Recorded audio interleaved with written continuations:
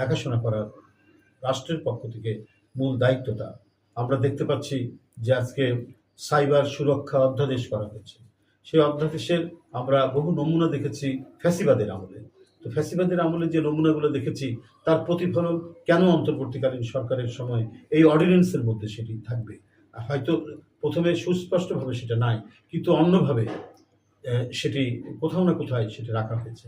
তাহলে তো যে ফ্যাসিবাদের যে ছোবল, ফ্যাসিবাদ যেভাবে সাধারণ মানুষকে আক্রান্ত করতে গিয়ে, প্রতিবাদী মানুষ, গণতান্ত্রিক চেতনার মানুষকে আক্রান্ত করতে গিয়ে এই সমস্ত কালা কানুনগুলো তৈরি করেছিল, সেই কালা কানুনের অবশিষ্টাংশ এবং তার যে বিভিন্ন ভগ্নাংশ কেন এই সরকারের যে আইন করছেন, যে অর্ডিন্যান্স করছেন তার মধ্যে সেটি থাকবে? সাইবার সুরক্ষা অর্ডিন্যান্সের মধ্যে সেই যে মানে বিনা পরোয়ানায় কাউকে গ্রেপ্তার করা ৩৫ নম্বর ধারার মধ্যে এটি বলা হচ্ছে,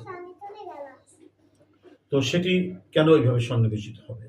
এটা তো আজকে সাধারণ মানুষের সবচাইতে বড় প্রশ্ন। কেন এইভাবে আপনার সেই ড্রাকোনিয়ান ল, সেই ভয়ঙ্কর আইনের প্রতিফলন কেন থাকবে?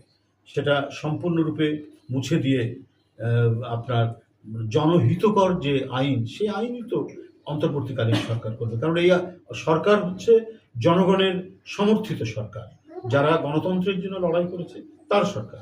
কারণ এই ধরনের আপনার যদি ধারা থাকে একটি আইনের মধ্যে, এটার অপব্যবহার হওয়ার সমূহ সম্ভাবনা রয়েছে, এবং যে কোনো মানুষকে রাজনৈতিক প্রতিহিংসাবশত এই অপব্যবহার করে তাকে কারাগারে নিয়ে মাসের পর মাস তাকে বন্দি করে রাখা যায়। আমরা হাসিনার আমলে দেখেছি বিভিন্ন যে কালাকানুনগুলো যেগুলো ছিল, ডিজিটাল নিরাপত্তা আইন, তারপরে সাইবার আইন টাইন যেগুলো করেছে, এখানে কত সাংবাদিক, কত গণমাধ্যমের কর্মী, কত ফ্রি থিঙ্কার যারা ফেসবুকে লেখে, তাদের কি বলে, তাদেরকে ধরে নিয়ে গিয়ে বন্দি করে রাখা হয়েছে।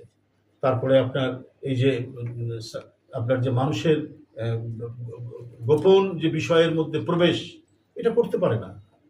আপনার বিশেষ করে রাষ্ট্র সবচেয়ে বেশি লঙ্ঘন করে, গোয়েন্দা বিভাগ এবং বিভিন্ন সংস্থা সংগঠন।